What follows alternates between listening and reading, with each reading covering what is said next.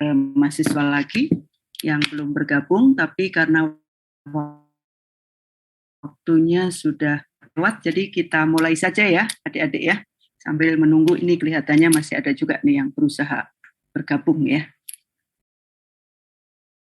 Oke ya, ini adalah pertemuan minggu ke-12 ya. Betul? Minggu ke-12 ya adik-adik? Ya, Bu. Ya, jadi setelah ini sudah tinggal 2 pertemuan lagi Anda UAS ya.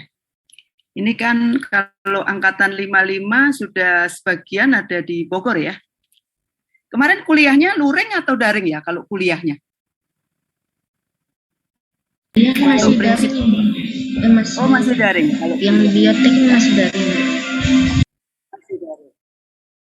Oke.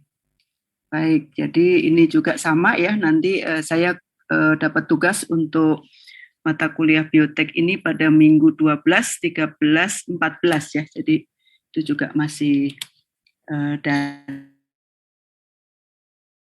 ya. Jadi Anda tinggal masing, entah masing atau sudah ada di Bogor ya. Mungkin sebagian sudah ada di Bogor.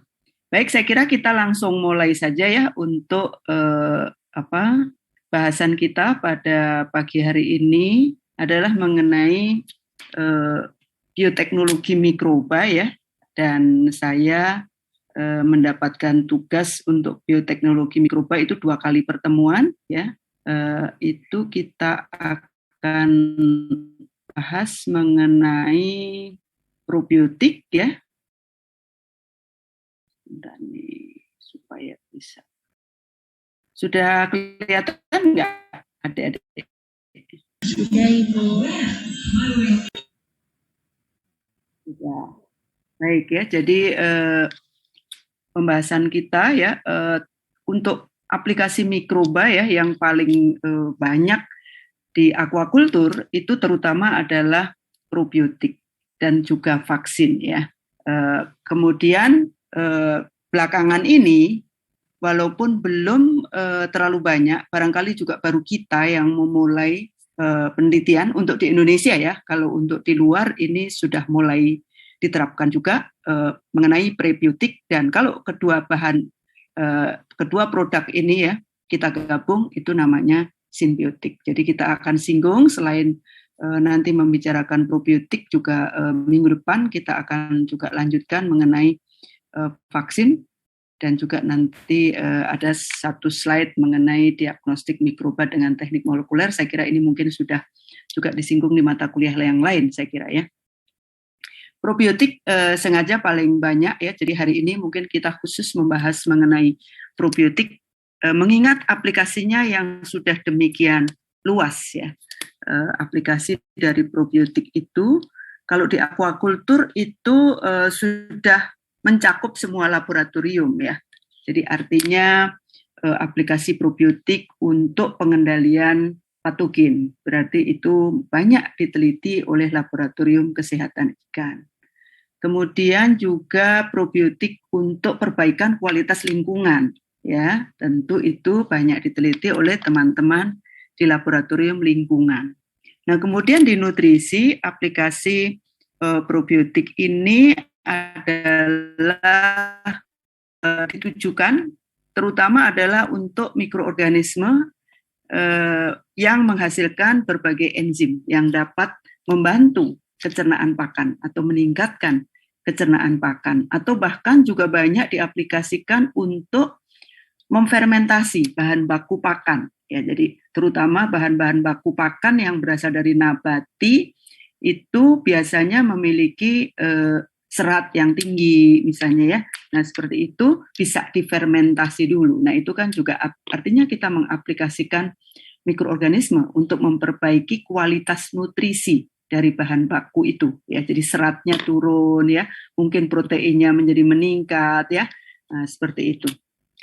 Nah, kemudian tadi sudah ya, lab kesehatan, lab lingkungan, lab nutrisi. Nah, bahkan belakangan ini aplikasi probiotik juga telah mulai diteliti untuk meningkatkan kinerja reproduksi. Ya, jadi Kita belum tahu persis untuk reproduksi ini bagaimana mekanismenya, tetapi banyak bukti yang menunjukkan jadi parameter kinerja reproduksi yang diamati, misalnya tingkat kematangan gonad, kemudian fekunditas ya, jumlah telur, juga daya tetas telur, dan juga kualitas larva itu meningkat pada induk-induk yang diberi probiotik begitu. Nah, tapi mekanismenya sendiri belum banyak diteliti ya. Jadi biasanya memang demikian ya. Jadi mekanisme secara mendalam itu biasanya belakangan. Ternyata efeknya positif, nah baru kemudian dicari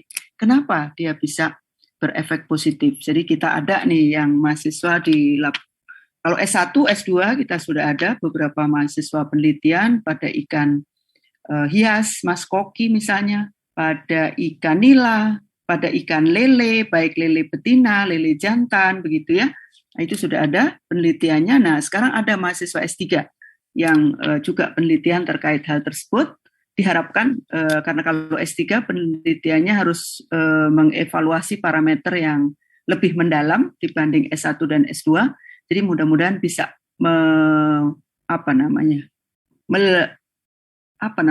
memberikan informasi ke kita. Kira-kira kenapa gitu ya? Karena kalau S3 harus bisa menjawab mengapa, walaupun mungkin belum komprehensif dengan satu disertasi ya, tetapi paling tidak dia mengamati melalui jalur ini ya. Nah, itu kenapa biasanya itu. Nah, itu kira-kira sedikit pengantar ya. Jadi maka pada mata kuliah prinsip dan aplikasi bioteknologi mikroba dalam aquaculture ini kita akan membahas mengenai probiotik, termasuk di dalamnya nanti kita bicara prebiotik dan simbiotik.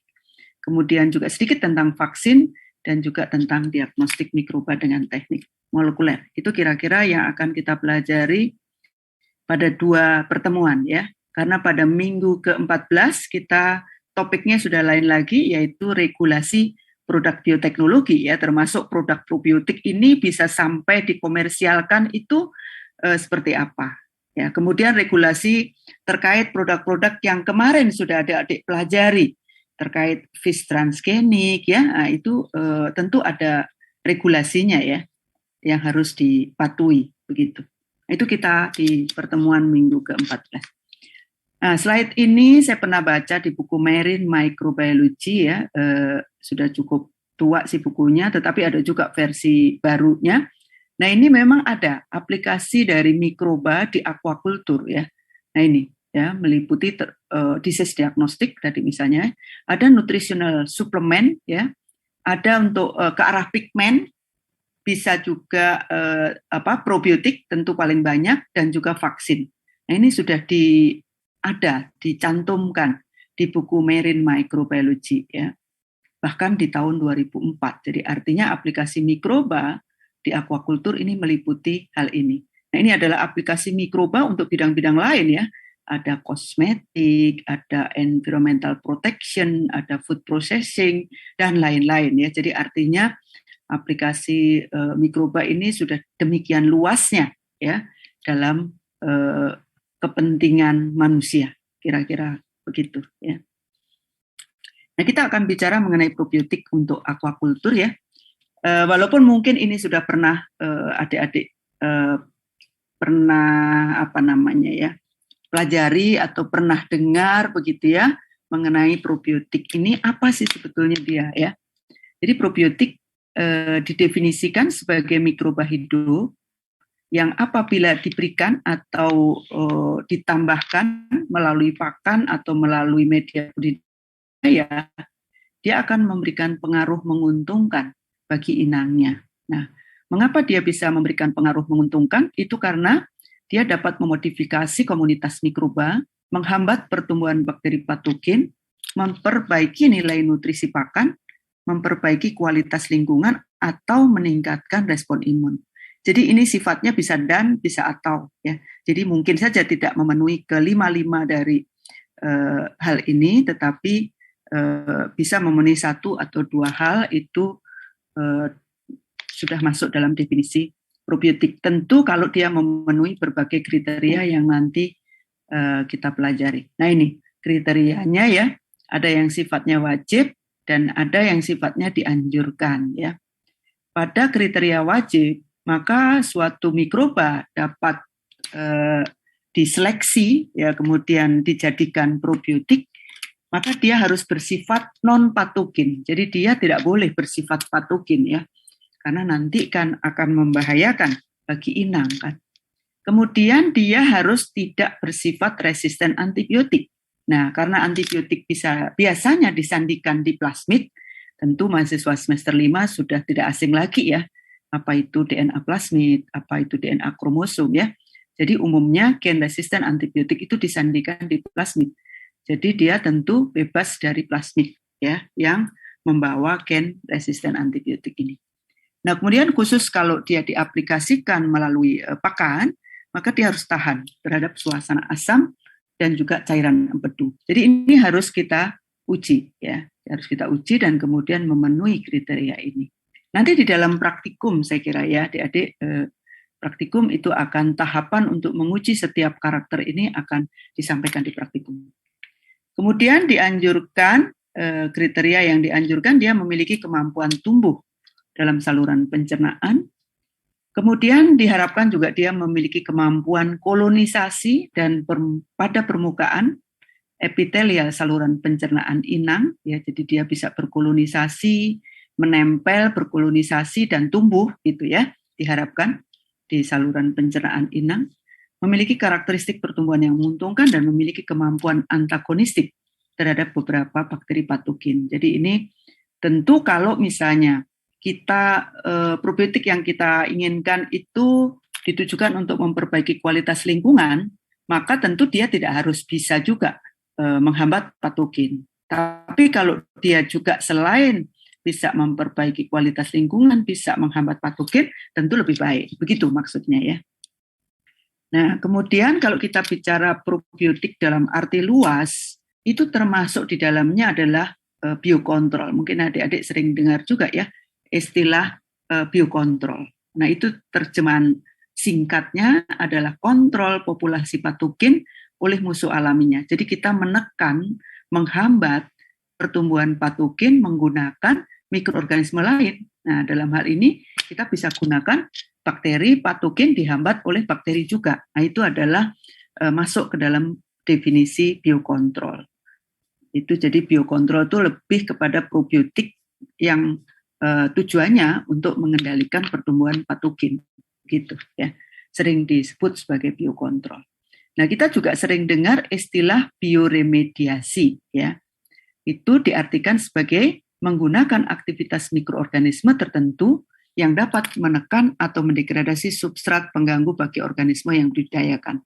Jadi artinya kalau tadi kita mengaplikasikan probiotik yang dapat mengkonversi amonia misalnya ya, menjadi amonia kan sangat toksik ya, menjadi nitrit, menjadi nitrat, bahkan bisa menjadi N2 yang oleh bakteri denitrifikasi. Nah, itu sebetulnya adalah proses bioremediasi. Jadi dia masuk semuanya ke dalam kelompok probiotik, hanya ini ada istilah-istilah yang lebih khas untuk lingkungan, biasanya menggunakan istilah bioremediasi, untuk pengendalian patogen biasanya menggunakan istilah biokontrol, tapi semuanya masuk dalam pengertian probiotik. Nah, ini juga saya singgung sedikit mengenai mekanisme aksi dari bakteri probiotik. Ini juga ada macam-macam, tidak harus satu jenis probiotik memenuhi semua mekanisme ini, tetapi bisa salah satu atau salah dua, begitu ya. Nah, yang pertama adalah produksi senyawa inhibitor. Jadi dia menghasilkan suatu senyawa penghambat bagi bakteri patogen. Mungkin dia menghasilkan senyawa antimikroba ya dalam bentuk bakteriosin misalnya. Nah, itu dikategorikan mekanisme aksinya karena dia dapat memproduksi senyawa inhibitor.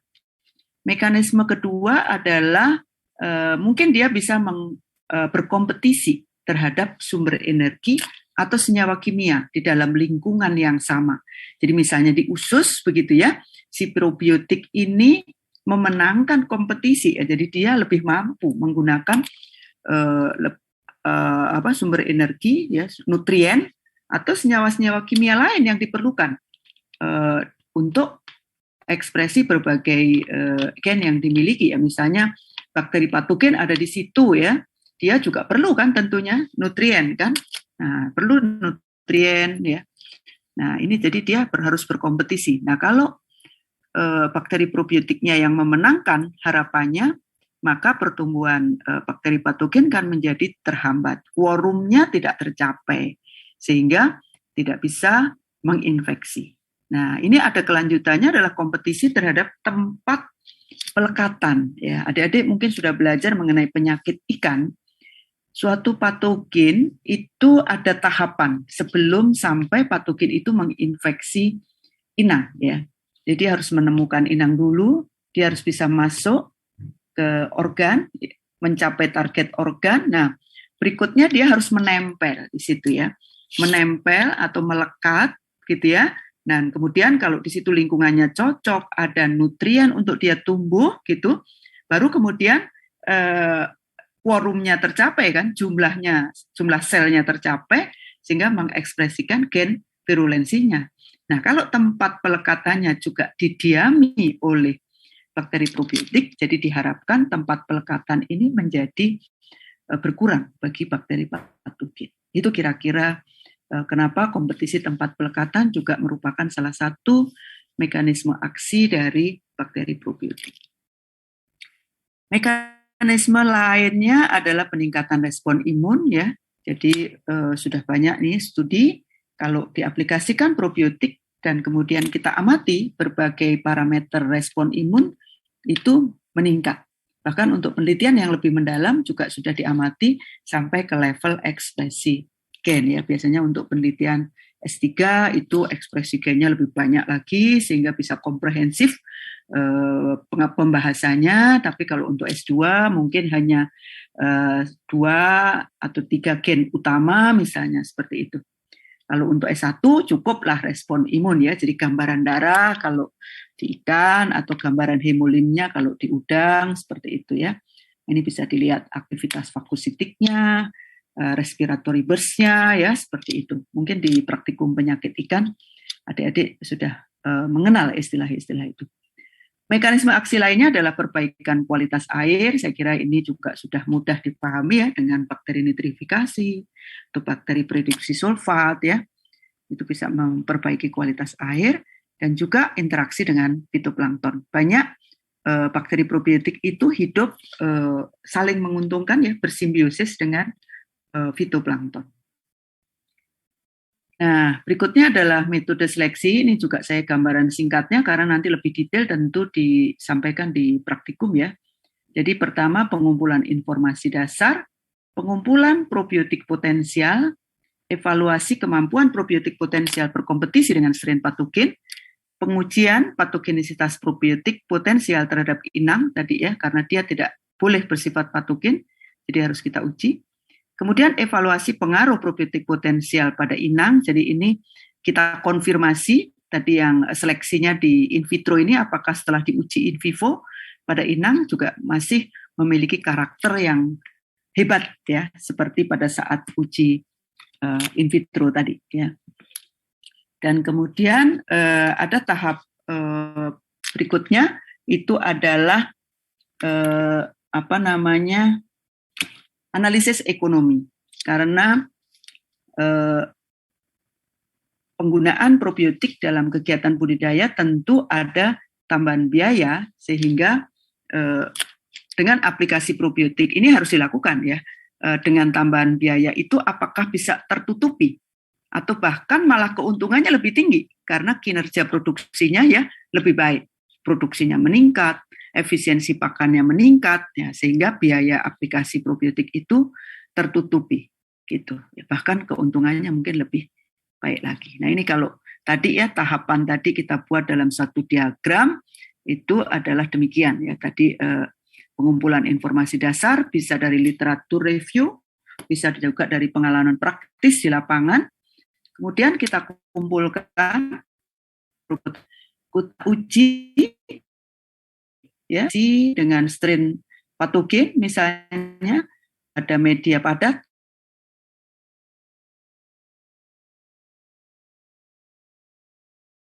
tergantung stadia ikan atau stadia udang ya, tergantung stadia inang yang akan diujikan.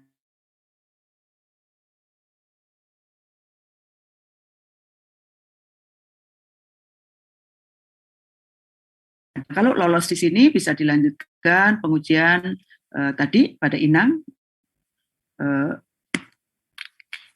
Kok internet saya ada notifikasi nggak bagus ya? Masih bisa didengar nggak suara saya, adik-adik? Masih Ibu. Tadi ada putus-putus sedikit. Oh, tadi sempat putus-putus ya. Oke. Mohon kalau nanti ada gangguan seperti itu, saya dikasih tahu juga ya, supaya mungkin ada bagian yang harus saya ulang begitu. Oke ya, bisa dilanjutkan efeknya kalau untuk benih, berarti kita uji efeknya di hatch rate. Kalau untuk pembesaran ya berarti ditambah atau di kolam ya, sesuai dengan komoditasnya. Jika ini oke semua, maka probiotik ini sudah bisa kita lanjutkan tahapannya ya. Tentu selanjutnya adalah harus sebelum dikomersialkan harus diregistrasi ya.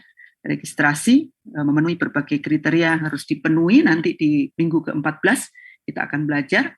Dan kemudian ini sudah menjadi tugasnya industri probiotik untuk memproduksi massal. Nah, dia biasanya akan melakukan atau dia sudah punya mengenai media-media yang untuk produksi massal ya, tentu tidak menggunakan lagi media-media pro-analisis ya, seperti yeast extract, pepton, gliserol, itu kan media-media untuk penelitian di laboratorium yang sangat mahal. Tentu dia sudah punya ini media-media yang digunakan dalam produksi massal. Nah, tidak lupa juga di dalam seleksi ini sebetulnya kita harus melakukan karakterisasi dan identifikasi dari probiotik ya, karena nanti untuk kepentingan registrasi jadi juga untuk kepentingan paten serta untuk kontrol kualitas ya. Jadi karena sebagai mikroorganisme rawan juga mengalami mutasi, rawan juga mengalami saat bekerja ada kontaminasi, sehingga dikhawatirkan sudah bukan probiotik itu tidak memiliki lagi karakteristik seperti semula. Nah, maka ini penting dilakukan karakterisasi dan identifikasi terhadap probiotik yang sudah oke tadi ya. Nah, itu tadi sebetulnya tahapan seleksi probiotik yang kita sitir dari pustaka yang cukup tua ya, tahun 98. Namun masih juga relevan karena ini hal yang sama juga disampaikan pada publikasi 2017. Walaupun di sini agak lebih lengkap, termasuk beberapa syarat yang dianjurkan tadi itu banyak diuji juga di sini gitu. Kalau tadi kan memang ditujukan hanya untuk mencari probiotik yang bisa menghambat patogen ya, pada yang slide sebelumnya. Nah, kalau ini bisa untuk diuji juga termasuk menghasilkan enzim ekstraseluler ya. Kemudian tadi resisten antibiotik juga diuji.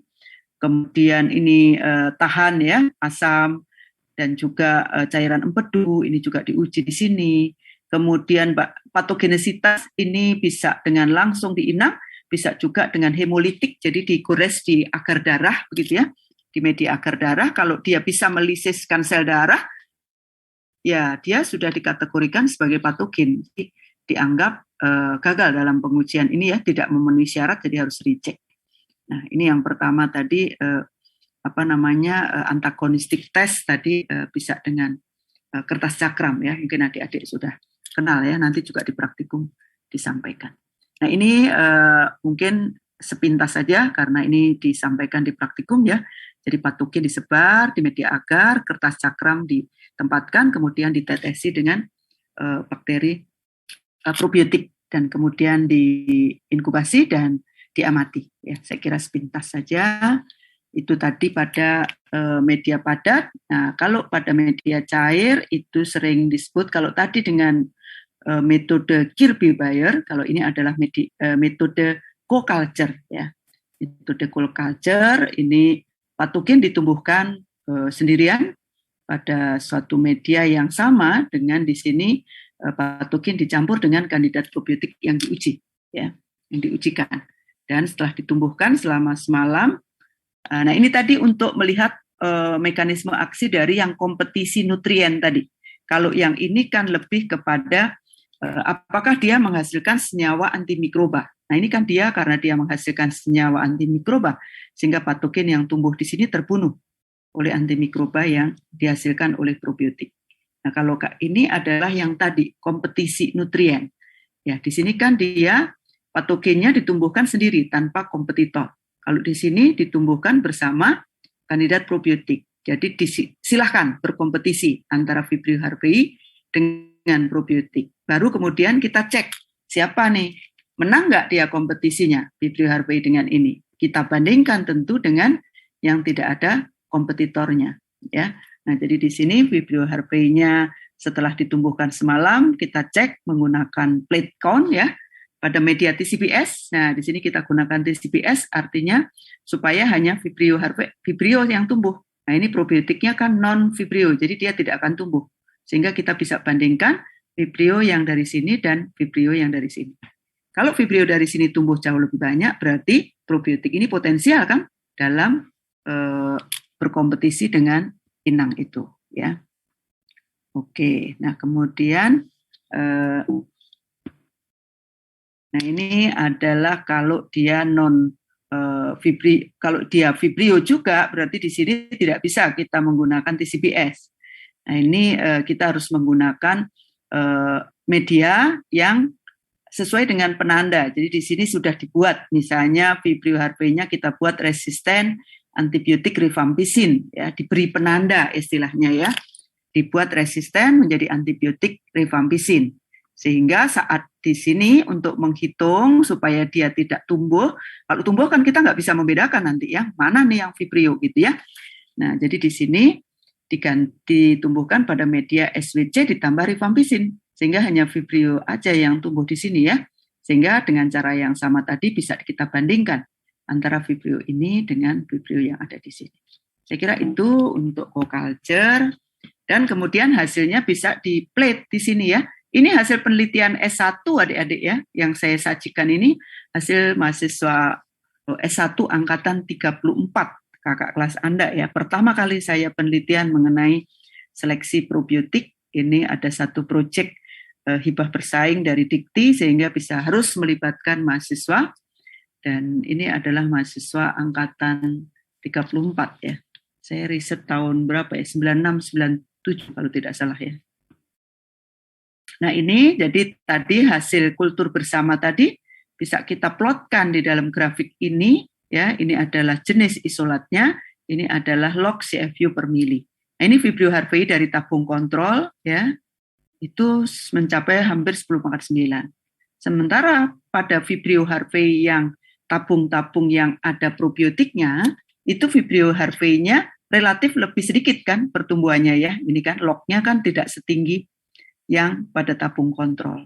Nah ini ada beberapa yang sangat rendah Vibrio harvey-nya. Artinya probiotik tadi sangat bagus berkompetisi dengan Vibrio.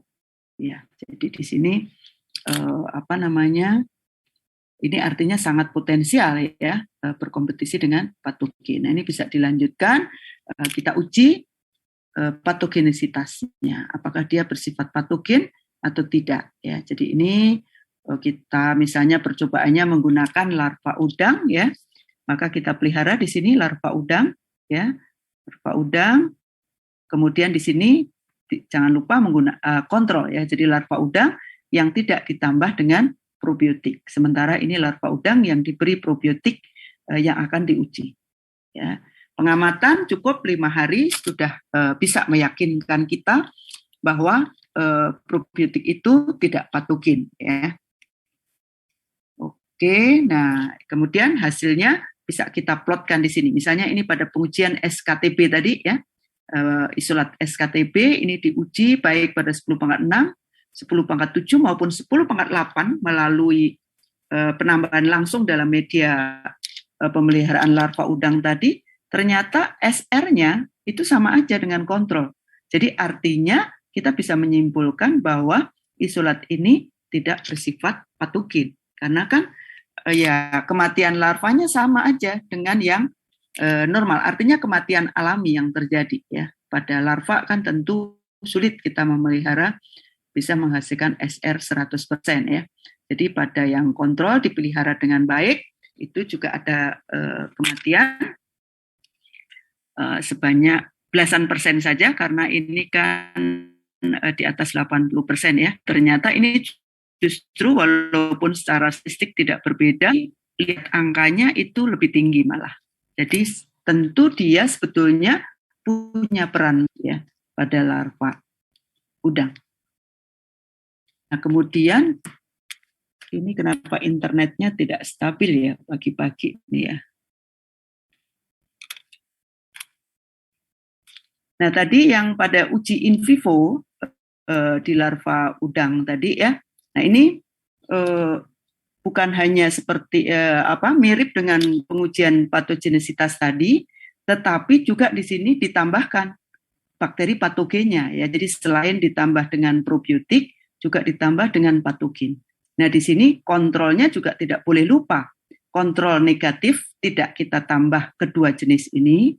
Kontrol positif itu ditambah patogen saja. Nah, nanti kita bandingkan dengan kalau ditambah baik probiotik maupun patogennya.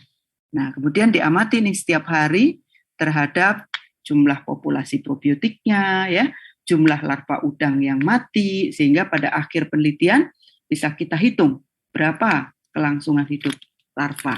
Nah, ini hasilnya. Yang diberi patogen saja SR-nya hanya 60 sekian persen, sementara pada kontrol negatif sama kurang lebih ya dengan yang tadi uji patogenisitas tadi 80 sekian persen, sementara yang ditambahkan probiotik SKTB dalam hal ini, kemudian ini pada probiotik yang lain, itu SR-nya jauh lebih tinggi daripada kontrol positif yang hanya diinfeksi dengan Vibrio harvey saja. Nah, jadi artinya ini terbukti secara in vivo si probiotik SKTB ini juga mampu menghambat pertumbuhan Vibrio harvey sehingga dapat menekan mortalitas ya, mereduksi mortalitas larva udang. Kira-kira begitu. Saya stop dulu sebelum saya lanjutkan untuk ke lingkungan. Mungkin ada yang ingin ditanyakan dulu, adik-adik, silakan.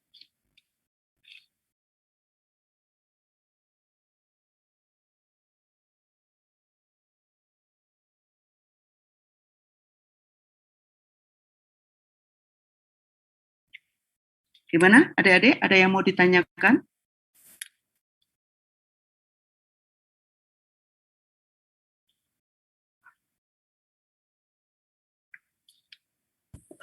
Sampai sini belum ada, Ibu.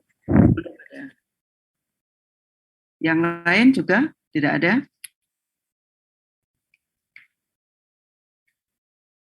Belum, Ibu. Belum ada, oke. Semoga tidak ada bertanya karena jelas ya. Nanti kita lihat di ujiannya ya. Baik, kalau gitu saya lanjutkan lagi untuk ke lingkungan. Bu, izin bertanya, Bu. Oh, mana? Bertanya mana? Maaf, Bu. Ya, silakan. Sekali ya, izin bertanya. Kan kalau baru-baru ini saya baca informasi ya, lewat informasi terkait dengan pemanfaatan virus untuk menangani patogen, Bu. Nah, itu istilah lainnya atau sebutannya apa ya, Bu? Kan kalau misalnya menggunakan bakteri kan probiotik. Kalau misalnya menggunakan virus apa, Pak? Bu, terima kasih. Virusnya dibikin apa? Virusnya dilemahkan menjadi vaksin kah? Kalau dia dilemahkan ya menjadi vaksin namanya. Dibuat untuk melisuskan bakteri. Jadi pakai bakteriofag. Bakteriofage. Iya. Oh ya, lain lagi. Itu ada kan kuliahnya oleh Bu Dina Mela ya? Bakteriofage ya? Ya. Iya. Lain lagi ya. Lain lagi kan? Terima kasih, Bu. Ya. Baik ya, saya lanjutkan mengenai ini probiotik untuk perbaikan lingkungan ya. Nah, ini juga banyak, tapi saya coba contohkan satu penelitian yang kebetulan juga dilakukan oleh mahasiswa S1 ya, sehingga saya kira relevan dengan yang adik-adik bisa teliti begitu ya. Ini mahasiswa angkatan 39 ya yang melakukan penelitian ini. Jadi artinya riset ini juga sudah cukup lama karena sekarang di lingkungan sudah ada juga dokter bidang mikrobiologi ya, dokter yang S2 S3-nya mikrobiologi, Ibu Dr. Yuni. Jadi sejak itu saya tidak lagi penelitian probiotik untuk perbaikan lingkungan karena sudah ada pakarnya ya di situ. Jadi nanti silahkan kalau ada yang mahasiswa tertarik penelitian probiotik untuk lingkungan bisa dengan Ibu Yuni ya. Nah, tapi waktu tahun ini kan Ibu Yuni belum ya, bahkan udah jadi dosen belum ya tahun itu ya. Bu Yuni itu kan angkatan 30, belum jadi dosen kayaknya nih. Ini angkatan 39 ya. Bu Yuni kan udah angkatan 30 sekian juga ya. Jadi mungkin belum jadi dosen atau kalau toh jadi baru-baru ya. Nah, jadi ini waktu itu bimbingan saya dia penelitian mengenai bakteri nitrifikasi ya. Jadi artinya dia probiotiknya ini berperan sebagai bioremediasi ya, memperbaiki lingkungan ya. Nah, tahapan riset dia itu dimulai tentu dari isolasi bakteri nitrifikasi, isolasi bakteri denitrifikasi, kemudian dari isolat-isolat yang diperoleh, dia harus pilih kan yang paling bagus, paling potensial. Nah, maka tahapan berikutnya adalah dia melakukan seleksi terhadap isolat-isolat yang diperoleh, baik nitrifikasi maupun denitrifikasi. Nah, kemudian dia pilih yang terbaik, 2 terbaik dari bakteri nitrifikasi dan 2 terbaik dari bakteri denitrifikasi. Ini kemudian diujikan pada media pemeliharaan udang. Kira-kira secara singkat penelitian dia itu seperti itu yang dia lakukan. Nah, coba saya tunjukkan walaupun tidak detail ya. Ini ada publikasinya ya. Yang tadi juga ada publikasinya ya, yang penelitian yang sebelumnya tadi sudah ada publikasinya. Demikian juga untuk ini ada juga Anda tinggal cari ya publikasi yang hasil penelitian yang kita lakukan ini. Nah, jadi untuk isolasi bakteri nitrifikasi kita waktu itu mengambil sampel dari lingkungan budidaya udang, baik dari air tambak maupun dari sedimen dasar tambak ya. Kemudian sampel yang ada itu kita tumbuhkan pada media nitrifikasi. Ya, media nitrifikasi nanti tinggal dilihat di buku media apa saja isinya, tinggal kita racik begitu ya, sudah ada formulasinya ya.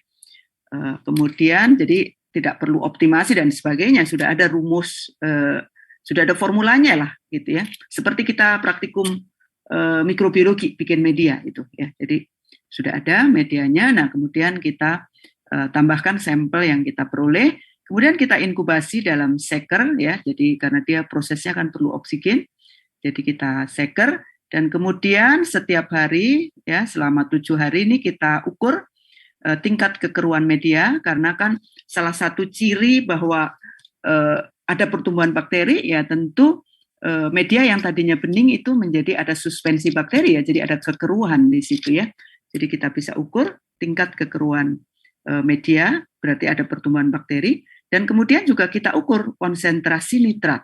Karena berarti kalau ada bakteri nitrifikasi, dia akan ubah amonium yang ada di situ menjadi nitrat. Nah, jadi dia positif, kita kategorikan positif, ada bakteri nitrifikasi yang tumbuh di sini, kalau dia selain keruh juga terbentuk nitrat. Itu tahap pertamanya. Nah, isolasi ini dilanjutkan, karena itu tadi kan baru dapat ada nih, bakteri nitrifikasi, tapi mungkin masih campuran. Karena kan tadi yang kita tambahkan kan sampel air, sampel sedimen gitu. Di dalamnya kan mungkin ada banyak jenis bakteri nitrifikasi ya. Nah, jadi dari yang sampel yang positif tadi, kemudian kita gores kuadran. Ya, adik-adik sudah belajar gores kuadran di mata kuliah mikrobiologi. Jadi digores, kemudian diinkubasi selama 4-7 hari. Jadi bakteri autotrof ini tumbuhnya relatif lebih lambat daripada bakteri heterotrof. Jadi kita inkubasi cukup memerlukan waktu ya, 4-7 hari sesuai juga SOP yang kita peroleh ya untuk menumbuhkan bakteri nitrifikasi. denitrifikasi. Nah, baru nanti akan kita peroleh koloni-koloni tunggal sehingga itu merupakan isolat murni. Jadi berapa jenis bakteri, jadi setiap koloni kita anggap dia adalah satu isolat murni. Ini kira-kira untuk isolat bakteri nitrifikasi. Nah, dari isolat-isolat yang kita peroleh, itu kemudian harus kita pilih kan, mana yang paling potensial gitu ya. Nah, jadi ini ditumbuhkan kembali pada media nitrifikasi dan kemudian diukur perubahan amonia, nitrit dan nitratnya setiap 2 hari sekali ya. Kemudian dipilih 2 isolat terbaik. Nah, ini adalah cara tadi untuk nitrifikasi. Jadi kita sudah peroleh itu 2 isolat terbaik. Nah, kemudian bagaimana dengan bakteri denitrifikasi? Ini sama ya, dari sampel yang sama, kemudian kita tumbuhkan pada media denitrifikasi. Nah, cuman karena dia ini sifatnya mikroaerofilik, jadi ini ditumbuhkan di tabung, kemudian penuh ya, tabungnya itu penuh sehingga oksigen bebas dalam jumlah sedikit ya. Nah, kemudian ditambahkan juga tarbung Durham karena di sini ada terbentuk gas ya, terbentuk gas. Nah, jadi kemudian diukur tingkat kekeruan dan adanya gas di tabung Durham. Jadi dia positif kalau ada kekeruan dan ada gas di dalam tabung Durham ini. Nah, ini sama juga seperti tadi, kemudian yang positif kita lakukan penggoresan di media agar ya, bakteri nitrifikasi tetapi media padat di cawan Petri digores. Nah, diinkubasi secara anaerob untuk mengurangi kontaminasi dari bakteri-bakteri aerob ya, dan kemudian koloni tunggal yang diperoleh itu menjadi isolat murni dari bakteri denitrifikasi. Nah, ini kemudian juga kita kita tumbuhkan kembali pada media denitrifikasi ya, kemudian ini kelihatannya salah ini ya, media denitrifikasi harusnya menggunakan yang tadi ya, yang tabung tadi. Ini kelihatannya salah nih gambarnya. Mungkin saya yang ngopinya yang salah. Dan kemudian dipilih 2 isolat terbaik ya. Dan nah ini 2 isolat terbaik yang diperoleh diberi kode oleh penelitinya sebagai S11 dan S12. Sementara untuk denitrifikasi itu yang memiliki kode DS3 dan DS7. Nah, ini masing-masing dikombinasikan demikian. Dan selalu dalam penelitian itu pasti ada yang namanya perlakuan kontrol, ya, sehingga kita bisa evaluasi pengaruh treatment atau perlakuan ini. Maka nanti kan kemudian kita bandingkan dengan kontrol, ya. Ini percobaannya sih ada 5 perlakuan, ya, 5 perlakuan. Nah, jadi ini dicoba ada pemeliharaan udang. Ini penelitiannya di rumah kaca yang saat ini juga masih kita gunakan ya laboratorium tersebut. Penelitian dilakukan selama 28 hari dan tidak dilakukan ganti air, jadi no water exchange ya. Jadi kita lihat apakah betul bakteri nitrifikasi ini mampu menjaga kualitas air tanpa mengganggu. Jadi artinya kualitas air tetap baik untuk kehidupan udang. Kira-kira begitu ya. Jadi kita coba selama 28 hari itu tidak dilakukan pergantian air. Itu kira-kira ringkasnya ya. Dan ini adalah hasil penelitiannya. Jadi dia memperoleh 38 isolat bakteri ini semuanya positif, mampu menurunkan senyawa amonia dengan 11 sampai 80%. Dan kemudian 2 isolat terbaik ini yang dipilih untuk uji selanjutnya. Ya, pilih berdasarkan kemampuannya tadi yang memang tinggi ya. Itu yang ini 78%, yang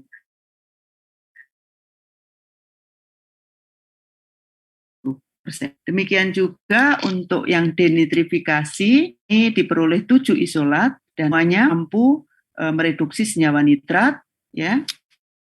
Kemudian 2 yang terbaik ini dipilih itu kode 7 ya, ini kemampuannya. DS3 ini lebih baik daripada DS7 ya. 2 ini adalah yang terbaik dari 7 isolat yang diperoleh.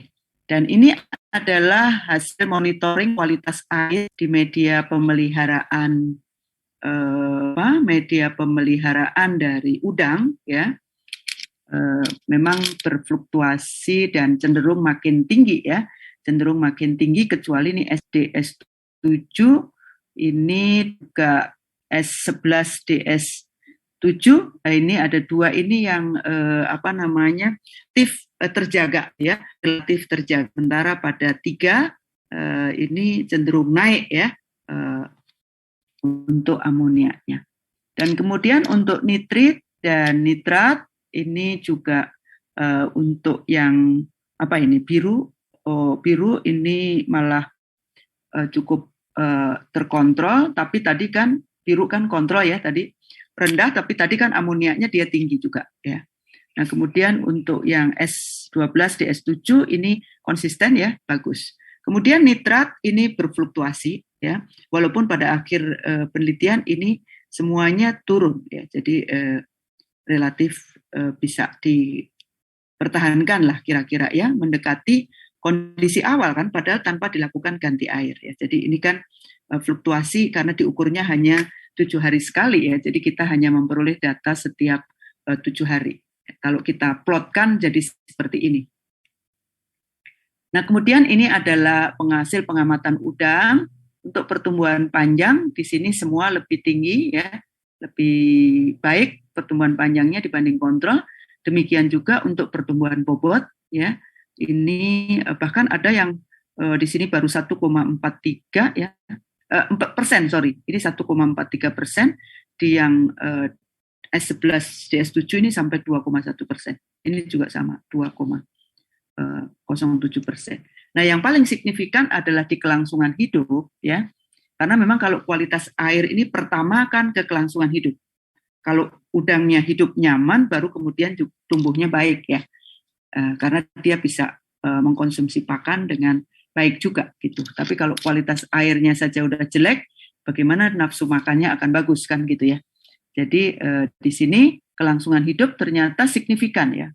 Untuk S12 DS7 ini paling bagus, dia menghasilkan SR 90%, sementara pada kontrol ini hanya 56,67%. Nah, jadi ini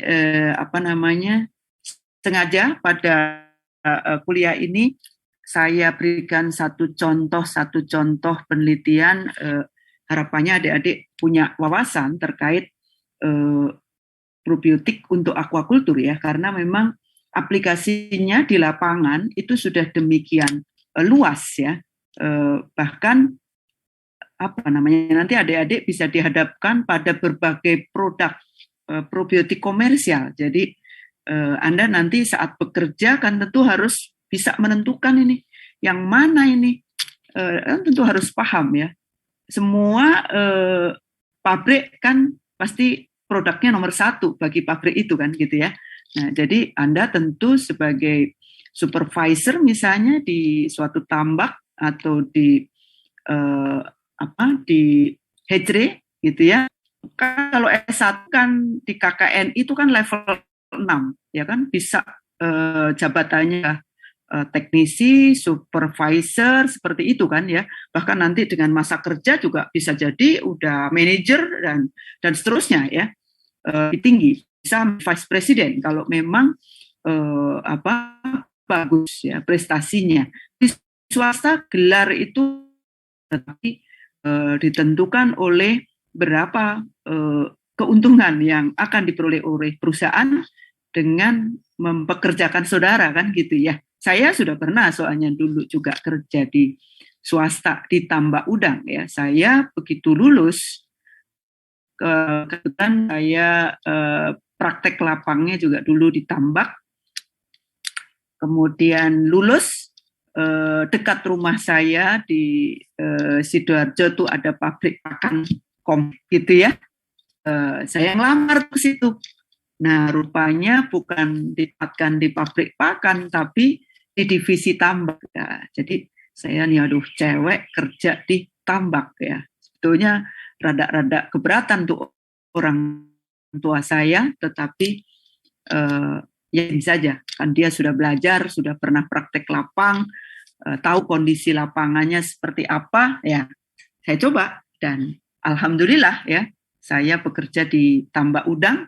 Walaupun pada masa percobaan saya hanya 10 petak diberi, megang 10 petak dengan satu SUPM dan 10 pemegang petak. Jadi ada seperti itu. Kalau waktu itu di Suritani Pemuka, setiap petak dipegang oleh satu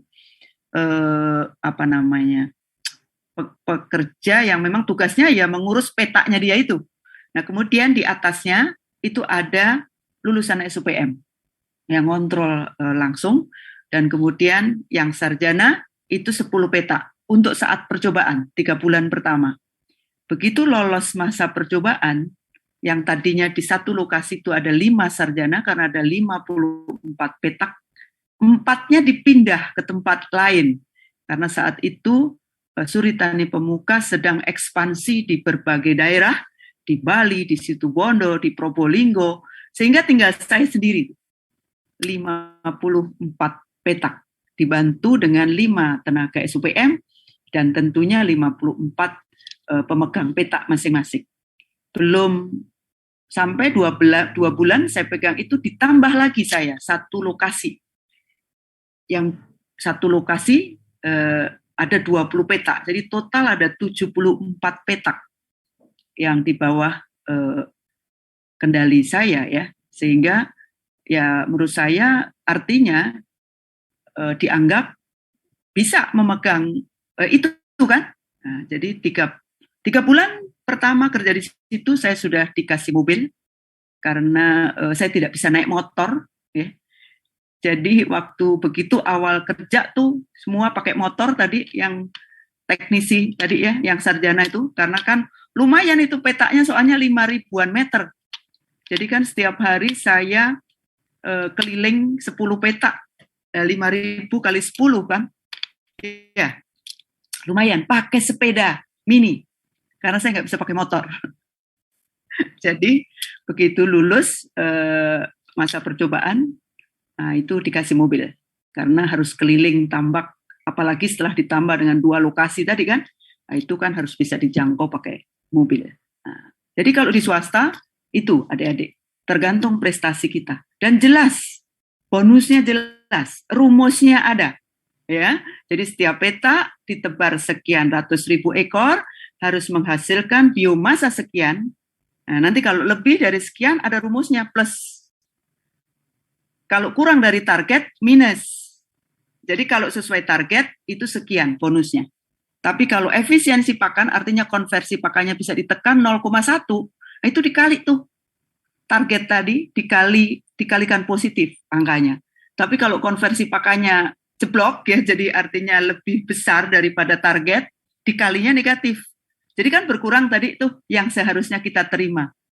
Nah, gitu adik-adik. Jadi kalau kerja memang mungkin saja gaji tidak terlalu besar untuk alumni kita, tapi bonusnya.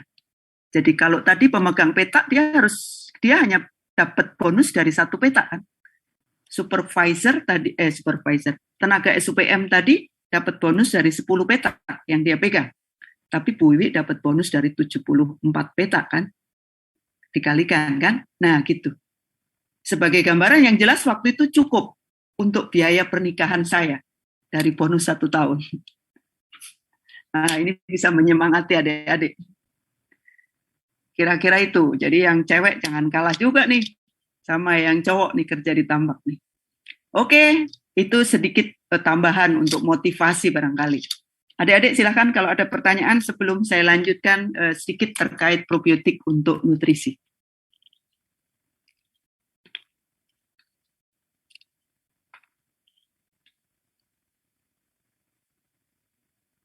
Gimana? Ada yang mau ditanyakan?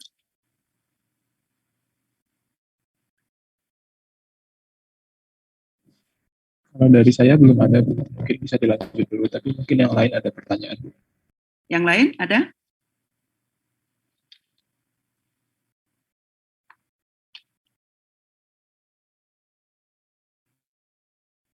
Oke, kalau tidak ada saya lanjutkan ya. Nah, berikutnya adalah probiotik untuk perbaikan nilai nutrisi dan pencernaan pakan. Ya, jadi ini aplikasinya saya tunjukkan untuk yang berkaitan dengan laboratorium nutrisi, kira-kira begitu ya. Nah, jadi biasanya kalau untuk laboratorium nutrisi itu ditujukan untuk memperbaiki kualitas bahan baku pakan, ya. Jadi nanti digunakan isolat itu untuk memfermentasi bahan baku pakan, atau bisa juga memang diaplikasikan dalam bentuk probiotik, dicampurkan dalam pakan, nanti diharapkan probiotik itu menghasilkan enzim, ya, menghasilkan enzim membantu pencernaan pakan di dalam saluran pencernaan. Nah, untuk saat ini juga sebetulnya selain dijual dalam bentuk probiotik, sudah banyak dalam bentuk enzim. Ya, jadi ekstrak enzim itu sudah banyak dijual produknya. Ya, jadi Anda makanya harus memahami hal-hal demikian, ya, karena itu supaya nanti tidak terkaget-kaget. Ya, di lapangan itu sudah banyak aplikasi dari mikroba ini dalam berbagai bentuk, bisa mikroba dalam bentuk mikroba itu sendiri, probiotik misalnya, atau dalam bentuk produknya, ya, seperti ini, enzim.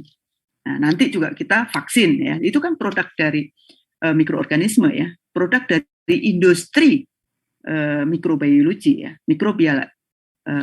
industrial microbiology, ya, jadi industri mikrobiologi kan produk dari industri mikrobiologi itu, probiotik, vaksin, ya, enzim dan lain-lain. Nah, ini maka kita sampaikan bagaimana sebetulnya kita cara menseleksi ini. Mungkin secara detail nanti di praktikum, ya. Jadi ini kalau kita ingin mencari bakteri yang menghasilkan enzim protease misalnya, maka di sini bakteri itu bisa kita gores di media yang mengandung kasein, ya. Kasein ini dalam bentuk susu skim biasanya kita gunakan, ya. Jadi medianya dicampur susu, kemudian isolat yang akan kita uji digores. Nah, kemudian dibandingkan dengan kontrol, ini ada nih satu, dia tumbuh tapi tidak menghasilkan zona bening, ya, dia tidak menghasilkan protease, itu berarti. Ini berarti isolat ini menghasilkan protease karena kasein yang ada di media ini dihidrolisis, ya, oleh bakteri.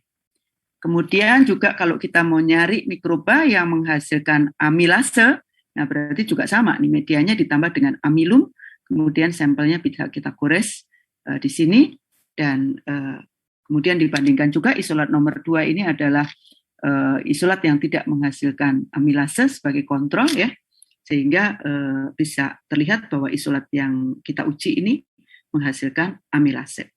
Nah, untuk tahu dari isolat nomor 1, 3, 4, 5, 6, 7, 8 yang mana yang paling tinggi, ya kita bisa ukur pakai spektro. Ya, ada caranya mengukur aktivitas amilase. Mana yang punya aktivitas amilase yang paling tinggi?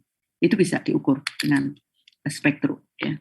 Nah, kemudian kalau untuk mendapatkan enzim yang mendegradasi lemak, ya, menghidrolisis lemak, itu kita bisa tambahkan di dalam media itu adalah minyak zaitun biasanya sebagai sumber lemaknya, ya. Dan kemudian sama kita gores di situ.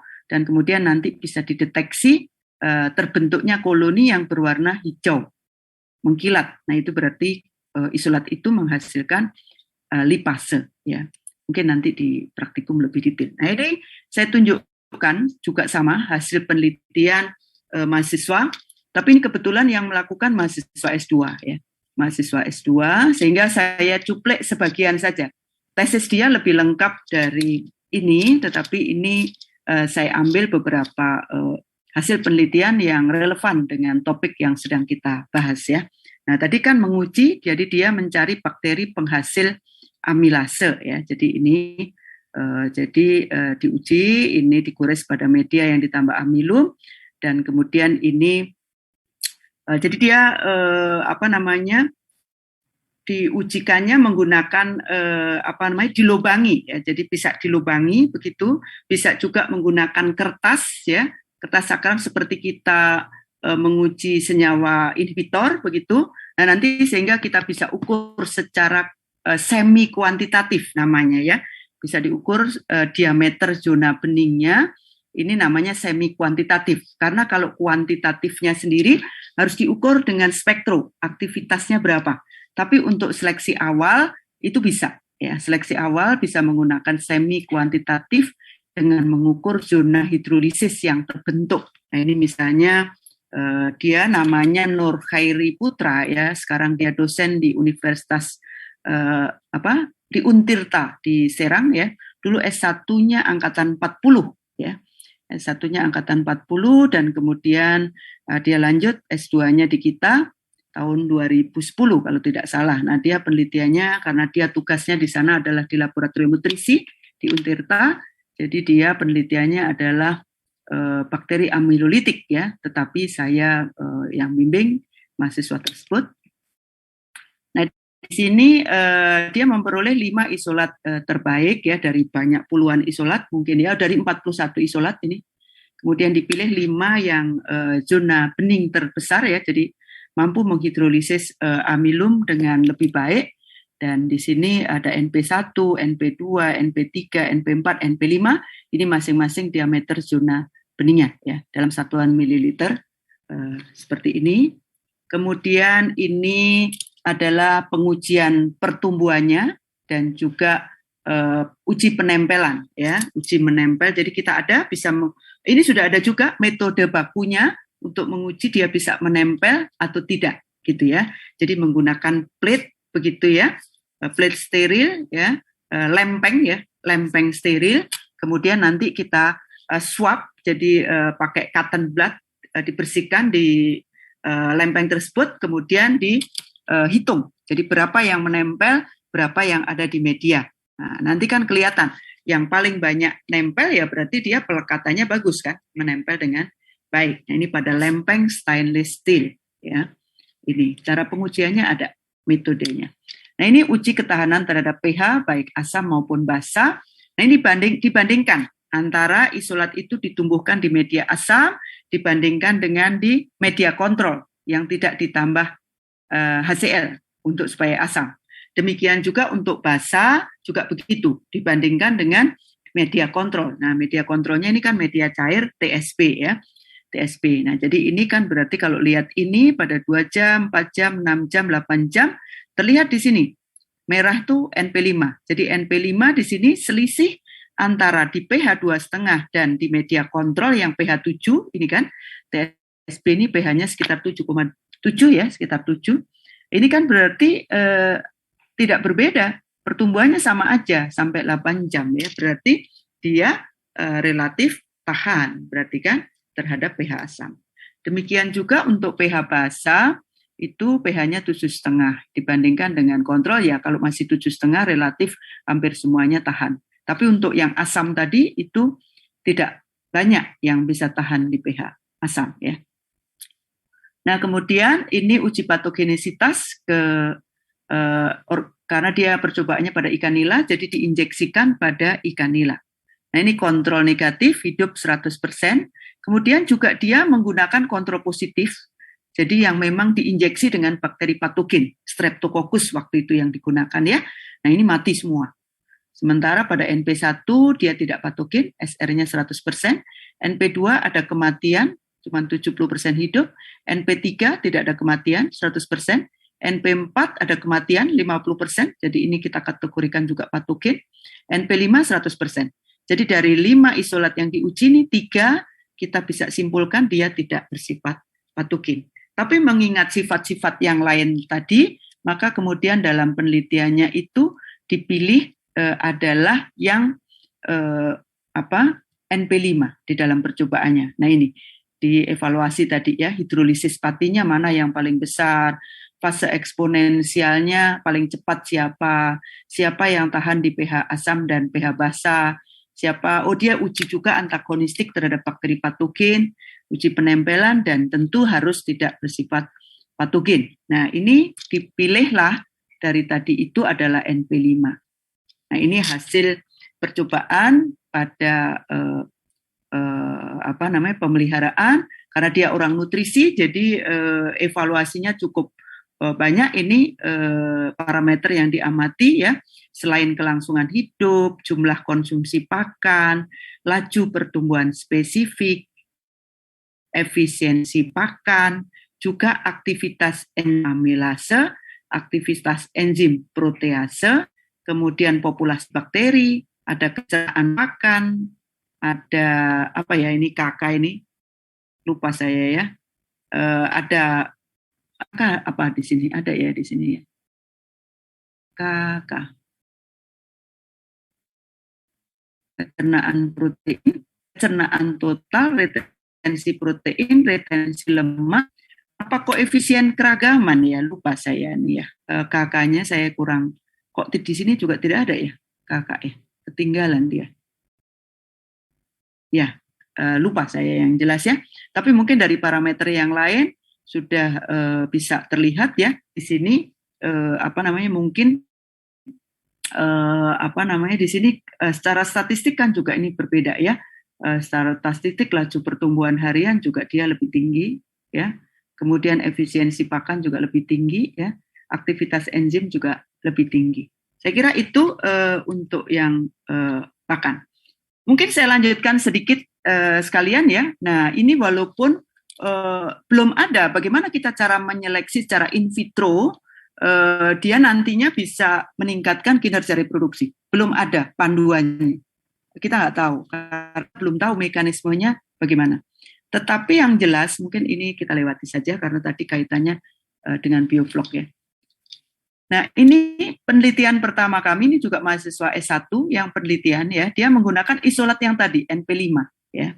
Yang tadi sudah diketahui menghasilkan enzim pencernaan dan sebagainya, dicoba diaplikasikan pada ikan mas koki oranda ya melalui pakan. Jadi dicampur pakan diberikan ke ikan mas koki oranda dan kemudian diamati kinerja reproduksinya. Jadi ini adalah dibimbing oleh almarhum Pak Zairin ya, tentu mahasiswa dari laboratorium reproduksi ya.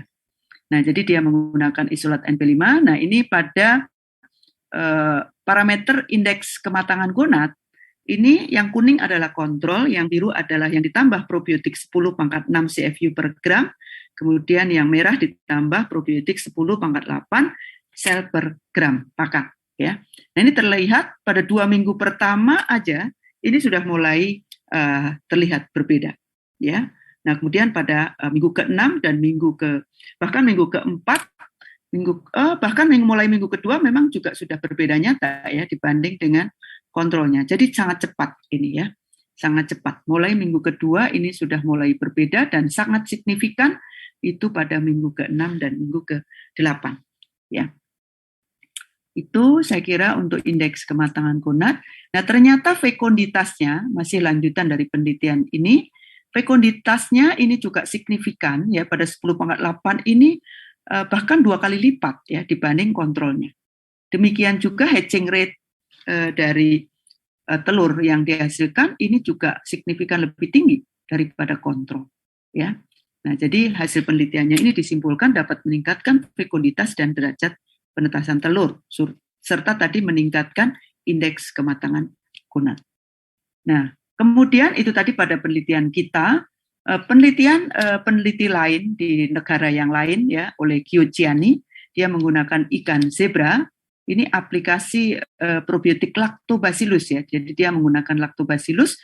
Ini ternyata juga sama, dapat meningkatkan produksi telur. Artinya fekonditasnya meningkat, juga dapat meningkatkan kelangsungan hidup larva. Nah, ini juga masih sama penelitian Chiocciani dan Micoli ya tahun 2010 dan 2015. Nah, kemudian pada penelitian yang lain, ini publikasi oleh Phil Steff et al. Tahun 2015, aplikasi probiotik ini juga sama, menggunakan lactobacillus, ini ternyata dapat meningkatkan kualitas sperma dari sidat Eropa. Pada penelitian kita ada beberapa peneliti ya, tidak semuanya saya masukkan di sini, pada ikan lele terutama, ini juga sama. Pada lele jantan dapat meningkatkan kualitas sperma dari ikan lele. Itu saya kira adik-adik mungkin berikutnya bisa kita lanjutkan nanti. Saya beri kesempatan dulu supaya tidak terlalu jauh dulu sehingga tidak menumpuk di langsung gitu ya, berjejal-jejal informasi di kepala adik-adik. Jadi sengaja berhenti dulu untuk kita diskusi supaya pemahaman kita bisa saling meningkat. Silakan adik-adik kalau ada yang mau ditanyakan. Ibu izin bertanya. Ya, silakan. Mohon maaf sebelumnya Ibu untuk off cam karena sinyal kurang memadai. Izin bertanya. Tadi kan ada yang tentang penggunaan probiotik untuk memproduksi telur ya Bu, yang gunanya untuk mempercepat produksi telur yang tadi slide terakhir. Suaranya jelas kan ya Ibu? Enggak, karena ada suara yang lain. Apakah Anda sedang ada kuliah yang lain atau ada acara yang lain? Tidak Ibu, sebentar. Saya tidak bersih gitu suaranya. Menangkap sedikit tapi tidak terlalu jelas. Bisa diulangi?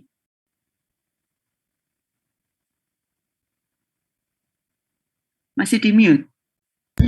Halo Ibu. Halo Ibu. Kelihatannya Anda tidak di rumah ya? Lagi di rumah Ibu. Di rumah ya pada? Apa Mungkin temennya mendengar suara yang lain nggak sih? Apa saya aja? Sama Bu. Itu kayak suara TV sebenarnya. Oh TV. Atau TV-nya kenceng ya? Iya kok. Kemungkinan TV. Oh gitu.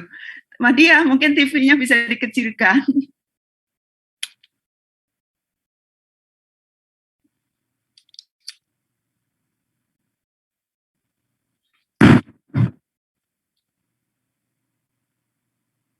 Kalau yang lain dulu ada yang mau bertanya, silahkan.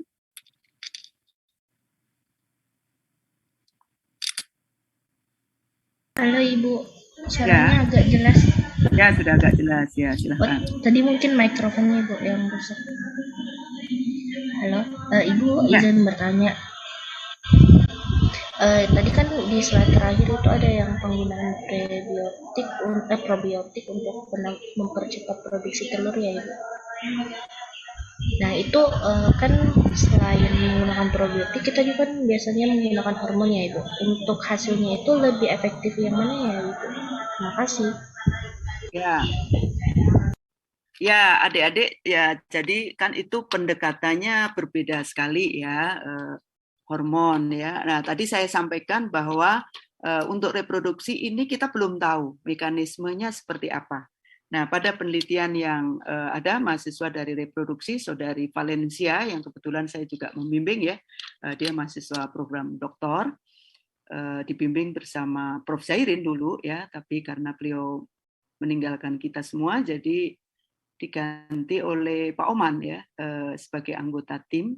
Nah, dia memang meneliti nanti, mengevaluasi juga kadar hormonnya ya. Jadi kita belum tahu persis jalur yang dilewati atau kalau kita tadi kan bicara mode of action-nya tadi itu sebetulnya gimana, itu kita belum tahu itu ya. Kita belum tahu, tetapi tadi kan banyak bukti ya pada penelitian saya, ikan Mas Koki Oranda, pada orang lain di negara yang lain, dan itu hasil publikasi di jurnal yang Q1 gitu ya, jadi artinya tidak perlu diragukan terkait hasil penelitiannya begitu ya, yang menggunakan lactobacillus dicampur pakan diberikan ke ikan zebra, ternyata juga tadi produksi telurnya meningkat.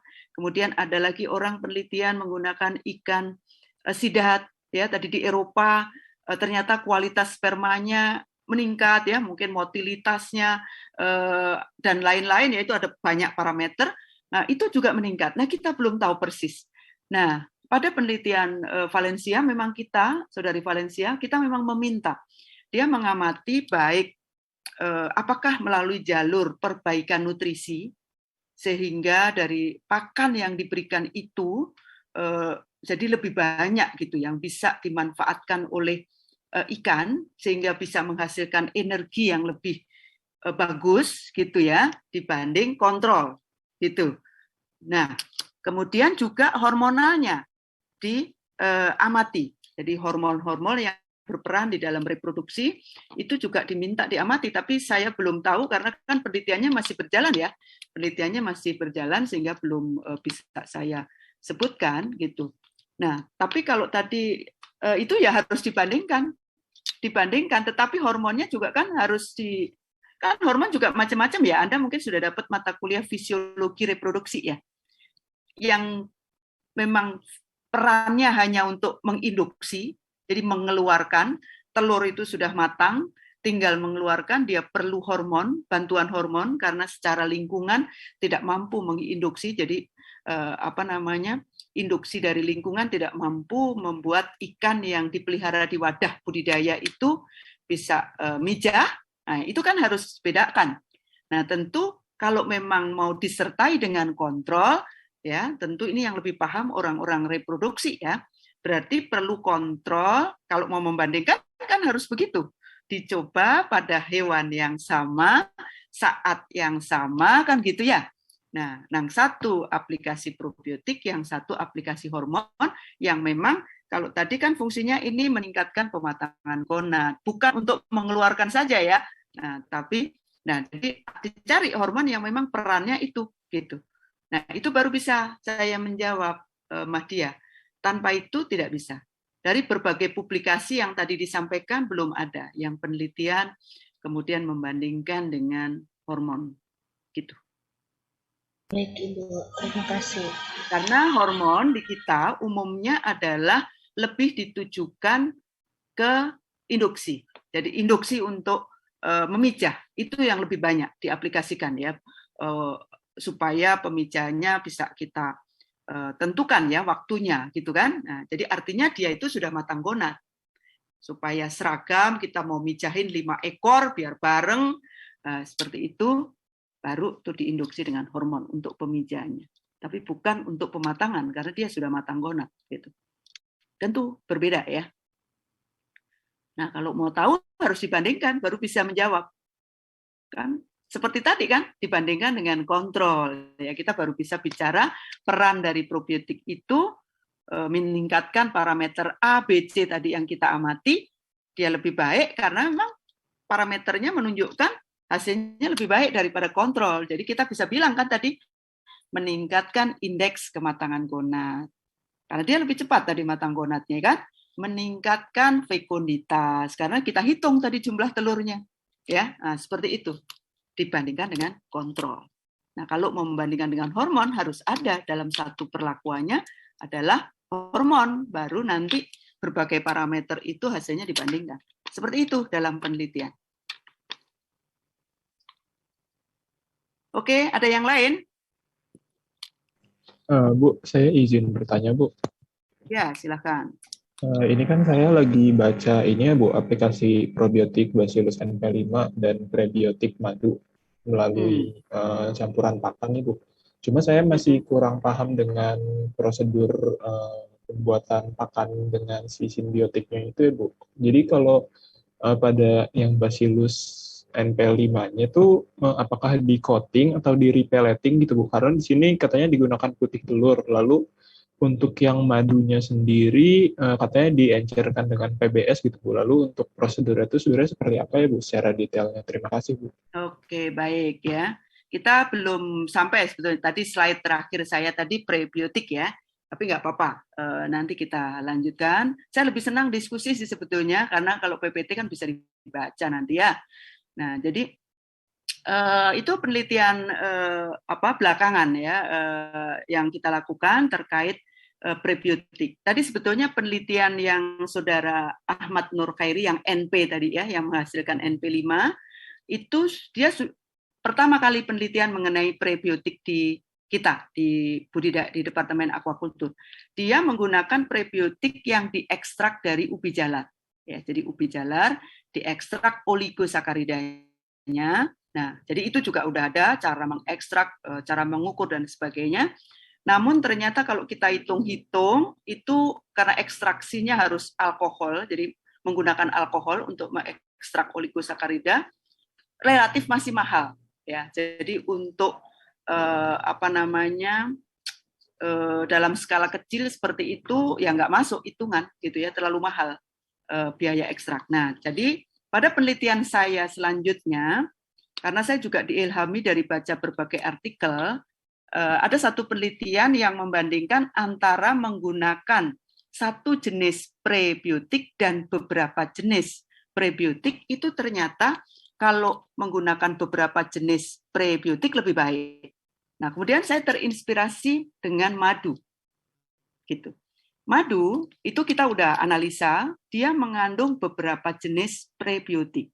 Jadi dia memang mengandung kandungan oligosacharidanya tinggi. Nah, jenis-jenis oligosacharidanya ini adalah memenuhi kriteria sebagai prebiotik. Jadi ada FOS, fructooligosacharida, ada GOS, galactooligosacharida, ada inulin dan sebagainya di dalam madu itu. Jadi artinya satu produk mengandung beberapa jenis prebiotik, kan gitu. Itu keunggulannya. Dibanding kalau kita tadi harus beli prebiotik A, prebiotik B, prebiotik C terus digabung. Gitu. Nah, kalau ini satu jenis produk mengandung beberapa jenis prebiotik dan di Indonesia kan cukup melimpah kan sebetulnya banyak kan madu ini kan. Nah, jadi akhirnya saya gunakan madu sebagai sumber prebiotik digabung dengan NP5, Bacillus NP5 sebagai probiotik. Jadi menjadi satu produk namanya simbiotik karena gabungan dari probiotik Bacillus dan prebiotik madu gitu kan. Nah, tadi pencampurannya memang kita karena waktu itu yang digunakan adalah saya kurang tahu yang Anda baca, mestinya yang Anda baca yang mikrokapsul atau yang segar ya probiotiknya ya. Karena ada dua macam. Saya baca dari ini sih Bu, dari penelitian S1 kita Bu, ada namanya Dewi Rahma Bu. Oh, Dewi Rahmawati. Ya, kalau dia berarti probiotiknya segar ya. Jadi artinya belum dibuat dalam bentuk mikrokapsul. Jadi kita memang tidak melakukan repelleting ya karena khawatir kalau repelleting kan berarti dia nanti harus pelet dihancurkan, kemudian ditambah dengan treatment yang ingin kita berikan, jadi prebiotiknya dicampur semua ke situ, baru kemudian dicetak lagi dan di oven, gitu kan? Nah, kita khawatir dengan probiotik segarnya tadi, kalau di oven itu masih ada kekhawatiran probiotiknya mati, karena kan tadi probiotiknya kan definisinya harus mikroba hidup. Nah, kecuali kalau mikrobanya sudah kita lindungi dengan bahan penyalut, namanya menjadi mikrokapsul. Ya, jadi probiotik komersial yang dijual yang dalam bentuk serbuk, itu sudah dibuat mikrokapsul itu. Nah, itu tidak masalah kalau mau di repelleting. Nah, jadi pada penelitian Dewi Rahmi itu coating saja. Jadi probiotiknya ditambah dengan madu. Nah, kalau itu saja itu terlalu kental, sulit untuk kita mencampur. Maka tadi ditambah dengan larutan, ya bisa air sebetulnya, tapi dia menggunakan dari larutan PBS ya supaya bakterinya dijamin tidak mati. Kalau pakai Aquades kan tekanan osmotiknya berbeda ya, jadi artinya juga bagus nih si Dewi Rahmi ya. Ini Dewi Rahmi. Jadi dia menggunakan ada alasannya juga dia menggunakan PBS supaya probiotiknya tidak mati karena ini sama kan tekanan osmotik dengan tekanan osmotik sel dari probiotik. Jadi kalau udah penelitian memang itu harus luas adik-adik ya. Semua mata kuliah yang sudah diterima tuh harus bisa diterapkan di situ. Dalam hal kenapa ya nyampurnya pakai PBS? Nah, itu aja kan bisa menjadi pertanyaan dan itu harus disiapkan, terfikir gitu oleh penelitinya bahwa nyampurnya ini pada tujuannya hanya supaya lebih encer saja. Tujuannya supaya lebih encer sehingga dicampurkan ke dalam pakannya itu lebih mudah. Nah, kalau putih telur fungsinya adalah merekatkan, binder. Jadi dia sebagai perekat.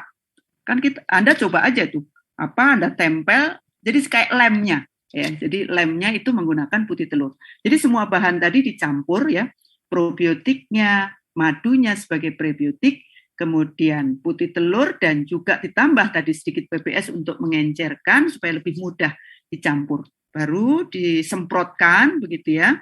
Semprotkan, baru kemudian dikering anginkan. Nah, jadi dia sudah merekat tuh di situ, baru bisa diaplikasikan. Itu kira-kira.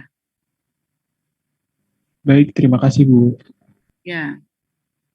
Oke, ada lagi, masih ada sedikit waktu, saya kira 6 menit lagi.